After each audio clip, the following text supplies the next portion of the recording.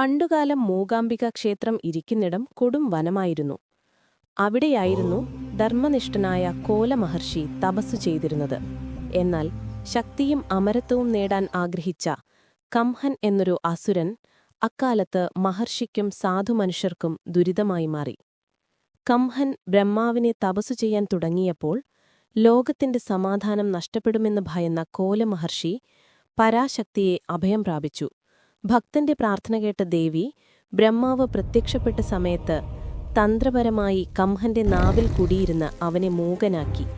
വരമൊന്നും ചോദിക്കാനാകാതെ മടങ്ങിയ കംഹൻ മൂകാസുരൻ എന്നറിയപ്പെട്ടു. തപോലക്ഷ്യം മുടങ്ങിയ മൂകാസുരൻ കോപിതനായി ദേവലോകം ആക്രമിച്ചു. ആ സമയം എല്ലാ ശക്തിയും ആവാഹിച്ച ആദിപരാശക്തി മൂകാസുരനെ നിഗ്രഹിച്ച് ലോകത്തിന് ശാന്തി നൽകി.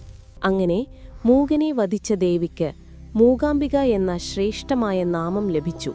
തുടർന്ന് ദേവിയുടെ മഹത്വം കണ്ട ത്രിമൂർത്തികൾ അവളെ കൊല്ലൂരിൽ സ്ഥിരമായി കുടിയിരുത്തി. അവിടത്തെ ദേവി ജ്ഞാനത്തിന്റെയും ശക്തിയുടെയും പ്രതീകമായി മാറി. അക്കാലത്താണ് കേരളത്തിൽ വിദ്യാഭഗവതിയായ സരസ്വതിക്ക് ഒരു ക്ഷേത്രം പോലുമില്ലല്ലോ എന്ന ദുഃഖത്താൽ ആദിശങ്കരാചാര്യർ കുടജാദ്രിയിൽ കഠിന തപസ്സനുഷ്ഠിച്ചത്. അദ്ദേഹത്തിന്റെ കഠിനമായ പ്രാർത്ഥനയിൽ പ്രീതയായ സരസ്വതീദേവി പ്രത്യക്ഷപ്പെട്ടു.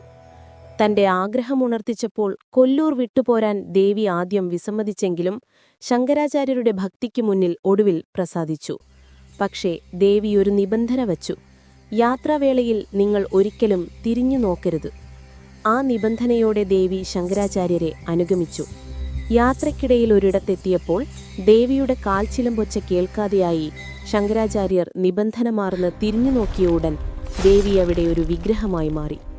ദുഃഖിതനായ ശങ്കരാചാര്യർ വീണ്ടും പ്രാർത്ഥിച്ചപ്പോൾ ദേവി പ്രത്യക്ഷപ്പെട്ട് തനിക്ക് വരാൻ കഴിയില്ലെന്നും എന്നാൽ അദ്ദേഹം ആഗ്രഹിക്കുന്ന സ്ഥലത്ത് കുടികൊള്ളാമെന്നും അറിയിച്ചു.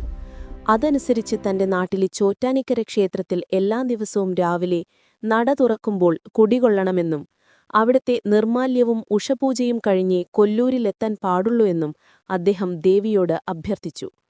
ശങ്കരാചാര്യർ താൻ കണ്ട രൂപത്തിൽ നിർമ്മിച്ചു പ്രതിഷ്ഠിച്ചതാണത്രേ 4 കരങ്ങളോടുകൂടിയ ഇന്നത്തെ മൂകാംബിക ദേവിയുടെ പ്രതിഷ്ഠ.